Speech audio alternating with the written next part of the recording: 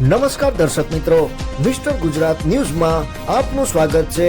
ગતરોજ ચેટી ચાંદ નિમિત્તે વિંજાણ મધ્યે દરિયાલાલ જયંતિ ધામધૂમથી ઉજવવામાં આવી હતી। પ્રાપ્ત થતી માહિતી અનુસાર વિંજાણ મધ્યે દરિયાલાલ ભગવાનના દેવસ્થાને વરુણ પૂજન, દરિયાલાલની દેગ તેમજ મહાઆરતી બાદ મહાપ્રસાદ રાખવામાં આવ્યો હતો, જેમાં સમસ્ત લોહાણા સમાજ તેમજ વિષ્ણુ સમાજ ઉપસ્થિત રહી દર્શનનો લાવો લીધો હતો।